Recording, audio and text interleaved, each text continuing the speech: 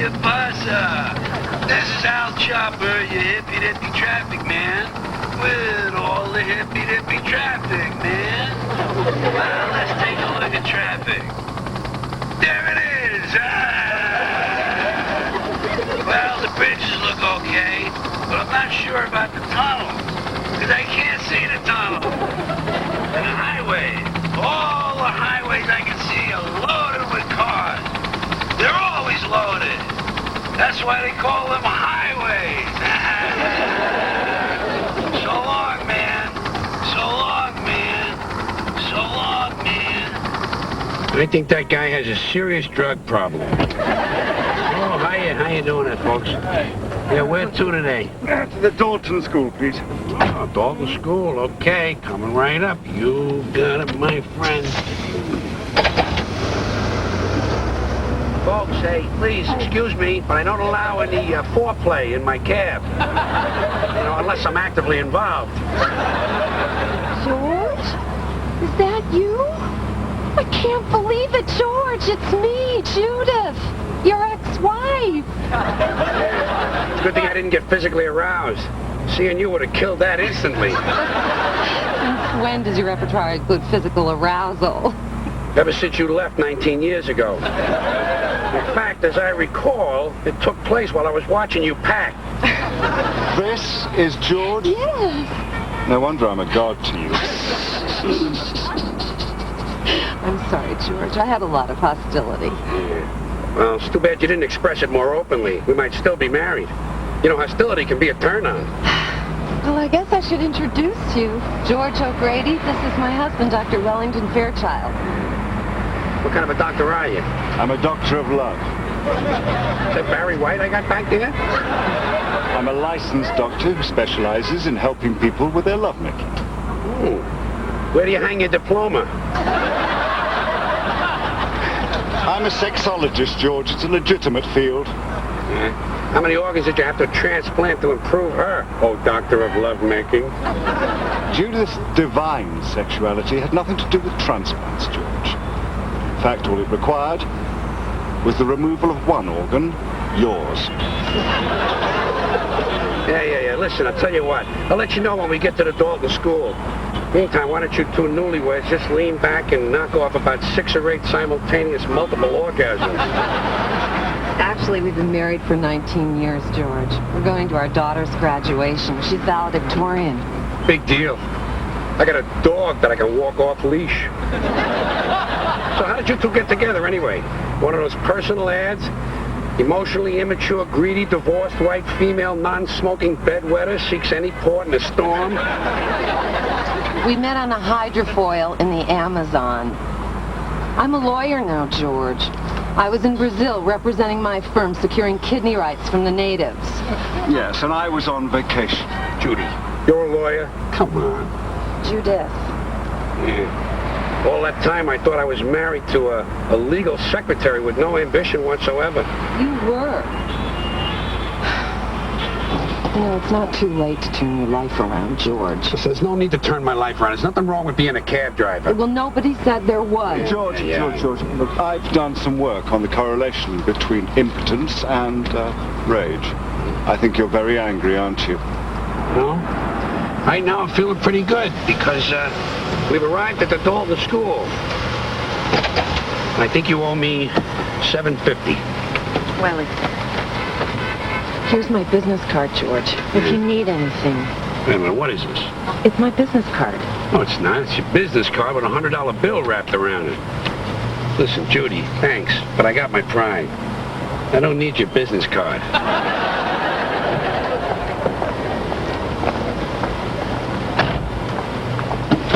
Yeah, come on in. Where are you going? 138th and Willis Avenue. Yeah. That's in the South Bronx. Hey, I know where it is. What do I look like, an illegal alien or something? What was that? Nothing.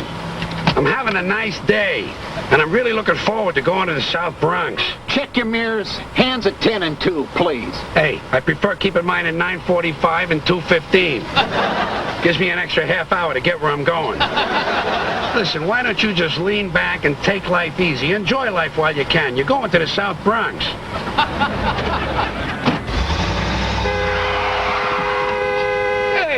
Putz? Hey, what the hell are you doing? I'm driving. What the hell are you doing? Hey! Two. Hey, twice! With a broomstick. You have to use language like that? I didn't say I said I'm a passenger in this cab. I deserve some respect. all right, I changed my mind. What's the matter? You never heard the word war? You better get used to it. We're going to the South Bronx. I'm Inspector Richard Driscoll, New York City Taxi and Limousine Commission, and I'm writing you up a citation for saying 4, 5, 6, 7 dirty words. I only said one dirty word. Just happens I said it 7 times. Yeah. Well, here you are. Time and place of the hearing are noted on the bottom. And I wouldn't take this lightly. You could lose your license. Well.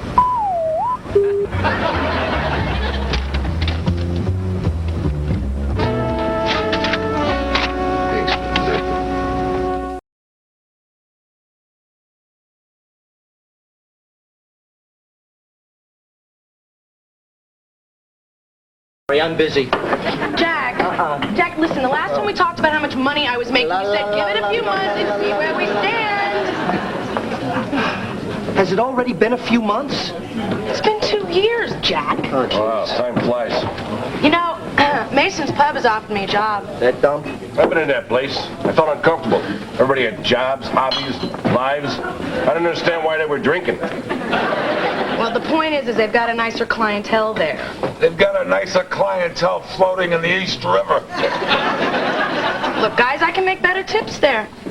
Oh, so this is about money. Well, of course it's about money. All right, Sidney, come here.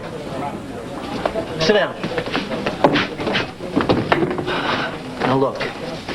It's not like I don't... Jack.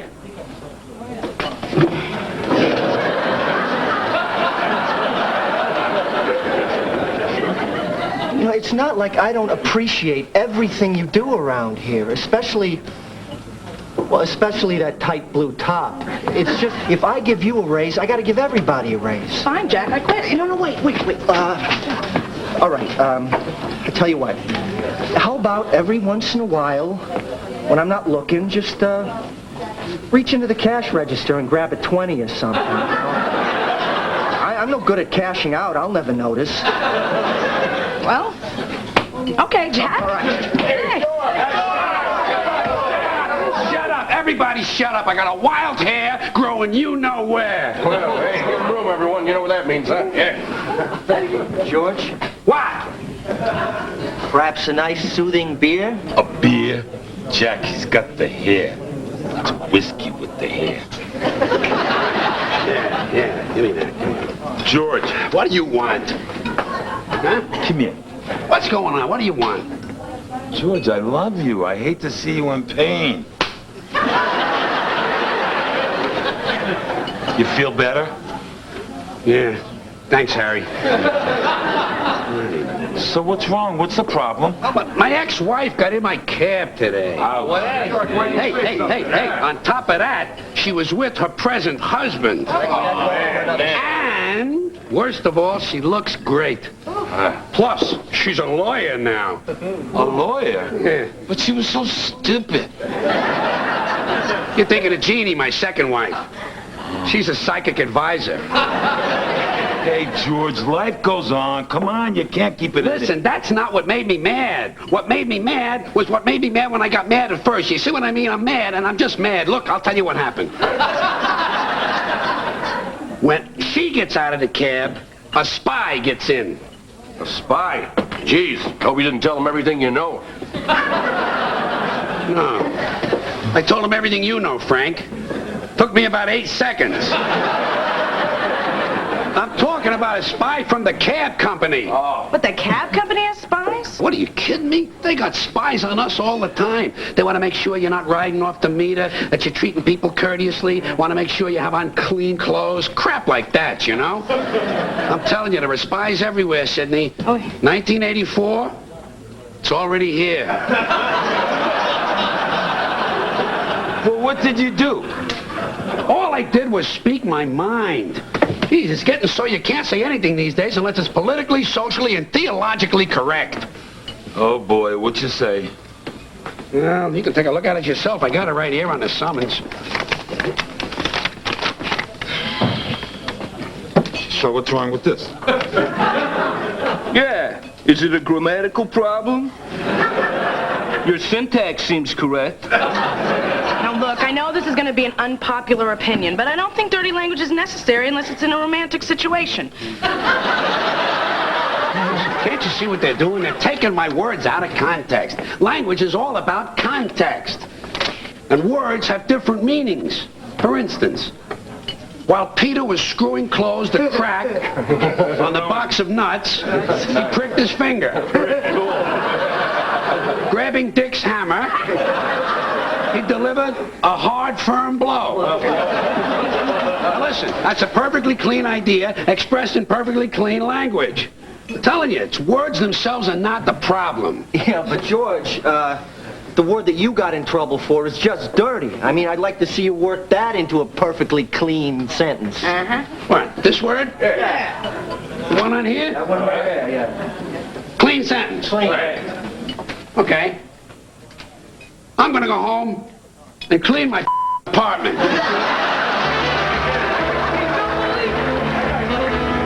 Here, Jack, let me settle up before I forget. All right, out of 20.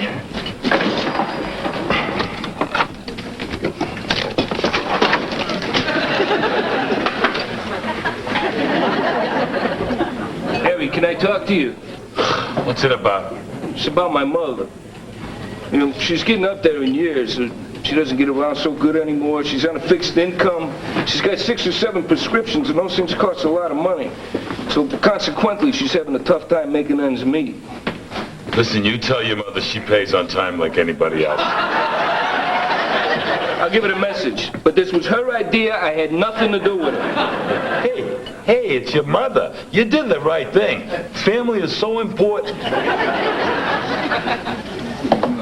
Hi, can I help you? Volunteering? Maybe, who wants to know? I do. Yeah, but who are you? Inzamamul Haq Siddiqui. Wow. See, now that'd be a hard name to do the name game with. Oh, but you can do every name with the name game. That's the beauty of it. Want to try Inzamamul Haq? Okay. Inzamamul Haq, Inzamamul Haq, oh, Inzamamul Haq. Banana, banana, Inzamamul Haq. Me, my, mo, Inzamamul Haq. Inzamamul Haq. Yeah! I have no time for this. I have a lamb in the oven. I'm looking for George O'Grady. George, before banana, banana, before me, my, mo, George.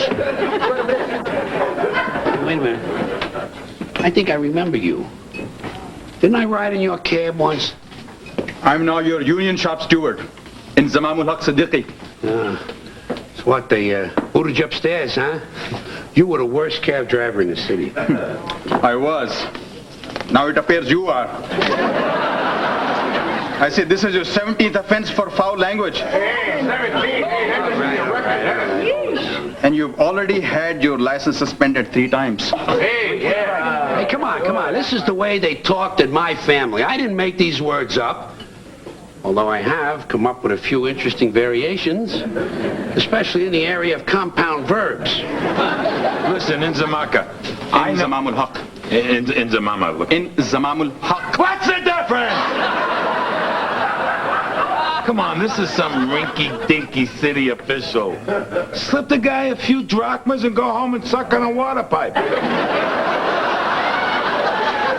Who are you? Me? I'm, Mr. O'Grady's legal advisor.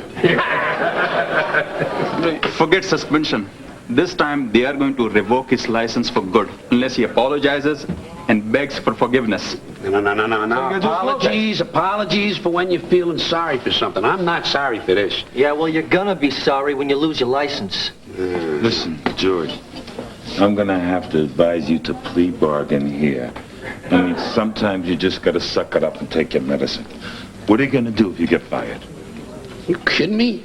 Listen, if I wanted to, and I had the proper training, I think I could be an evil genius. Sure. Don't you have to go to law school for that? Your hearing is tomorrow at 10 o'clock. Okay. So long. Come on, George, just apologize. Get it over with. It's the easiest thing to do. Come on, you guys. I never apologized for anything in my life, even things I was sorry for. I mean, if I was willing to apologize, I could have stayed in the Altar Boys, the Boy Scouts, the choir, 3 Catholic schools, and the Air Force. I could have been an overeducated Latin-speaking master sergeant who sings second tenor while he lights campfires. I got kicked out of the I know Brownies. you're taking this too seriously, George. Here, I'm out of here. Hey, you deadbeat! Get back here, Frank! Frank!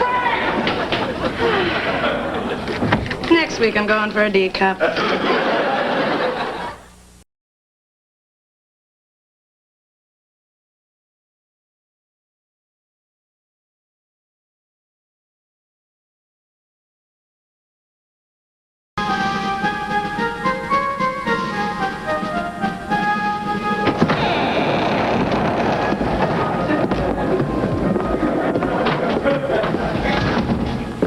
Wake up, Mr. O'Grady!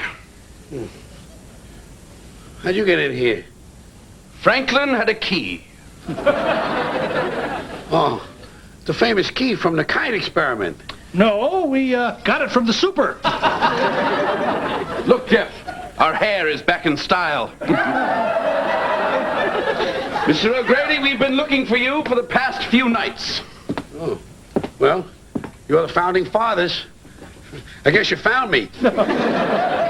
You know, I'm on the $1 bill. George Washington didn't sleep here. What can I do for you guys? Well, it's your dream. You tell us.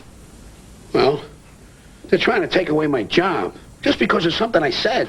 First Amendment. Oh, I wish Madison were here. Free speech is his baby. We left him at the massage parlor. Listen, my situation is fairly simple. I think I have a right to express myself. What exactly did you say? Well, I got it right here. Look, on the citation here. Oh, this is disgusting. Excuse me, but this is not what I had in mind when I framed the Constitution. This is indefensible. Wait. Isn't unpopular and offensive speech the exact speech that needs the most protection? I mean, what about Thomas Paine and common sense? Listen, O'Grady, I knew Thomas Paine. Thomas Paine was a friend of mine. And you, sir, are no Thomas Paine. I get it. In other words, freedom of speech isn't for all Americans, just for guys like you. Rich, white, male, slave-holding landowners who, when framing the Constitution, by the way, conspicuously denied voting rights to women, slaves, Indians, and people who didn't own property. Yes! Oh, where did America lose its way? God bless America, my friend. Those were the days. This is a stupid dream. Listen, what are you guys doing here anyway? Well, we wanted to go see Kiss of the Spider Woman, but Washington, Mr. I've Got Connections, couldn't get us tickets. I needed more notice.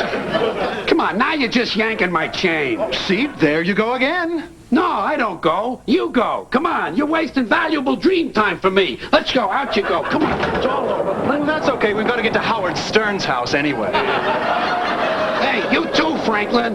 Hey, what is... I saw that. Give me that. That's my remote control. You don't even have a TV set. Give me that. Well, you see, I'm a scientist as well as a philosopher, and And apparently also a thief. Get out of here. Come on, get out of here.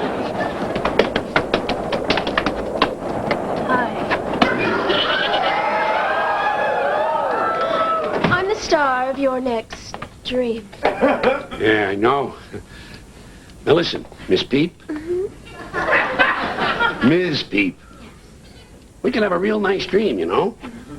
But if you turn into Pinkerton again, I'm gonna have to go back on the Prozac.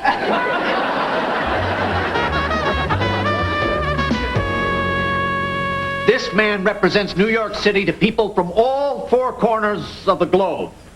And isn't it sad that their first impression of our city might be him, his language, and his attitude, not to mention his roomy-eyed appearance? Hey, I don't remember getting any kind of a citation for my eyes. Do you have anything to say in your defense, Mr. O'Grady? The man is lying. He made the whole thing up. I don't even use that kind of language. I have the entire incident on tape. With a broomstick.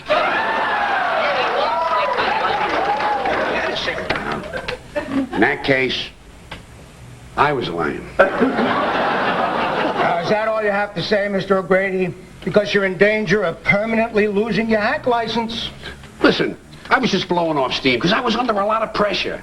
Mr. O'Grady, everyone is under a lot of pressure. No, not everyone. Not you. Look at you, sitting there, big fat ass all day, nothing. Wasting all the taxpayers. What are you kidding me? You don't know what pressure is. I want Until you've been traveling 40 miles an hour over potholes the size of the Grand Canyon. I wanted it. And you're trapped beside a big truck with diseased chickens on it, and a bus over here full of sociopathic children spitting on your want you Come on. Hey, not to mention, behind you, a car full of drunken thugs from Brooklyn. What are you? Riding your tail.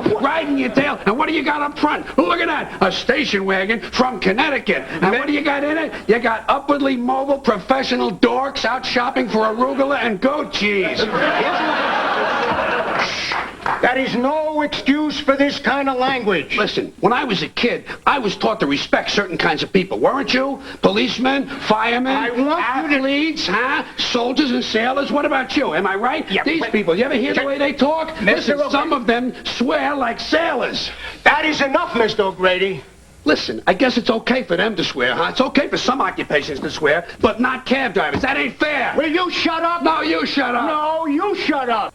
You. No, you.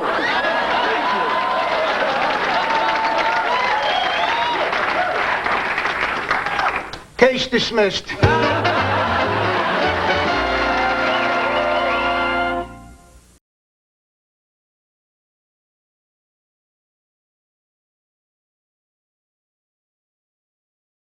Out of your mind. And if it's really outrageous, I'll read it and respond to it right on the air. Send your pet peeves or major hatreds to Grumble Vision, P.O. Box 5573, Beverly Hills, California, 90209. All letters must be received by Friday, April 29th.